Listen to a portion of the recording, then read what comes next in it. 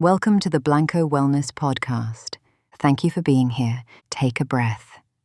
Settle in.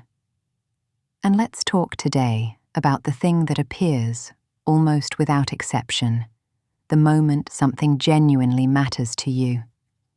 Notice something. The dreams that produce the most fear are almost never the small ones. The goal that barely interests you generates almost no anxiety. The aspiration that carries real meaning, the direction that would require something genuine from you, that touches something you actually care about, that would make a real difference to how your life felt from the inside, that is the one that produces the tightening in the chest, the flood of reasons why it might not work, the sudden awareness of everything that could go wrong. The fear arrives in proportion to how much the thing matters, which means that if you are experiencing real fear about something, you are almost certainly looking in the right direction. Most people interpret the fear as a warning, as information that they are not ready, or that the goal is unrealistic, or that the timing is wrong, or that some more qualified version of themselves needs to arrive before the actual attempt can be made. The fear feels like a message. Stop, wait, reconsider. But examine what the fear is actually pointing toward. It is pointing toward the unknown, toward the territory where outcomes are uncertain and effort might not produce the expected result, and other people might observe the attempt and have opinions about it. It is pointing toward exactly the territory where all genuine growth occurs, where every person who has ever built anything meaningful has had to spend considerable time. The fear is not evidence of wrongness. It is evidence of aliveness, of caring enough about something that its potential loss registers as a genuine threat. The Buddhist teaching on this describes what happens in the mind when a meaningful goal comes into view. Attachment forms immediately. Attachment to the hoped-for outcome, attachment to avoiding the feared one. And the mind, having formed these attachments, begins generating an elaborate assessment of every possible way the attachment could be threatened. The scenarios multiply. What if this fails? What if people judge the attempt? What if the effort is insufficient? What if this turns out to be evidence of a deeper inadequacy that has always been lurking? The mind is not trying to stop you. It is trying to protect the thing it has already decided matters. The protection just happens to look, from the outside, like paralysis. A young man stood at the base of a mountain he wanted to climb and found himself unable to move. Every time he looked up at the summit, the enormity of the distance overwhelmed him, and the reasons to stay where he was multiplied. An old traveler, watching, eventually asked him why he was staring at the top. The young man explained that he could not see how he would ever reach it. The traveler replied, "You do not climb a mountain by looking at the summit. You climb it by taking the next step." The young man looked down at the ground immediately in front of his feet. There, the problem was entirely manageable. One step was available. Not the summit, just the next step. He took it, and then the step after that became available.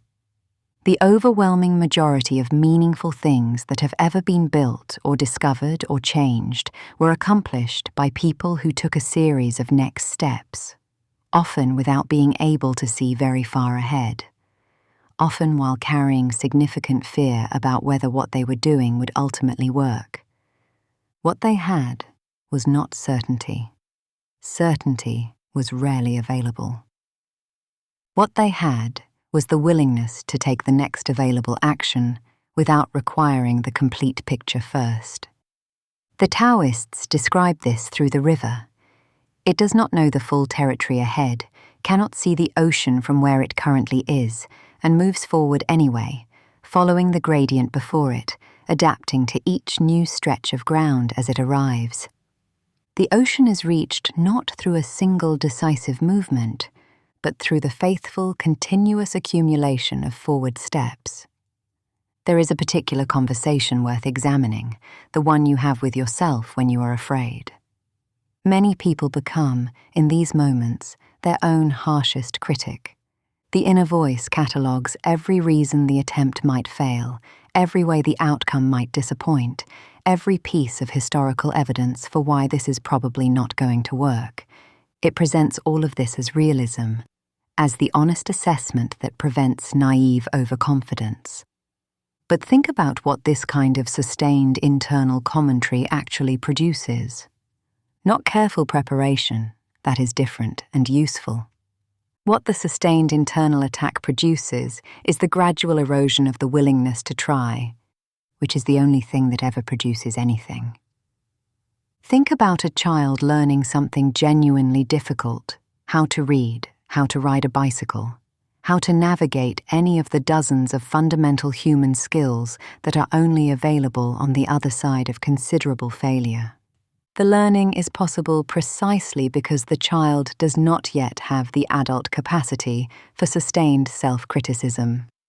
They fall, they get up, they try differently, they fall again, and none of the falling is yet being interpreted as evidence of a fundamental inadequacy. The willingness to keep trying remains intact. The Buddhist practice of self-compassion is not a rejection of honesty or a lowering of standards. It is the recognition that the harsh inner voice, however it presents itself, tends to produce not better performance, but greater reluctance to attempt, and genuine growth requires exactly the opposite of reluctance. The Taoists made an observation about attention that is practically very useful. Where attention goes, energy follows. The mind that is primarily occupied with what might go wrong, with failure scenarios and possible embarrassments and all the ways the attempt might fall short, is giving the majority of its available energy to exactly what it does not want. Not because thinking about failure makes it more likely in any mystical sense, but because the mind occupied entirely with threat becomes less available for the creative, adaptive, solution-generating engagement that meaningful work requires. This is the difference between the awareness of obstacles, which is useful, and the occupation with obstacles, which tends to prevent movement. Courage is not the absence of fear. That version of courage does not exist in any honest account of how human beings actually move through difficulty. Courage is the decision to take the next available step while the fear is still present, not because the fear was resolved, not because certainty arrived, but because the thing being moved toward matters enough to move toward it anyway. The fear tends not to disappear before the first step.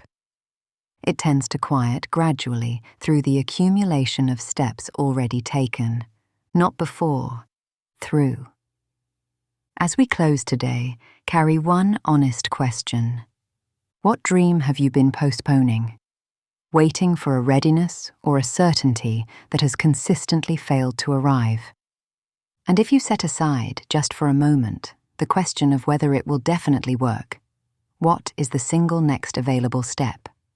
Not the whole journey, not the guaranteed outcome, just the one step that is actually in front of you right now. Because the life you want is not built through certainty. It is built through the quiet, repeated, sometimes frightened willingness to take the next step anyway. Thank you for being here with me today. Until next time, be well.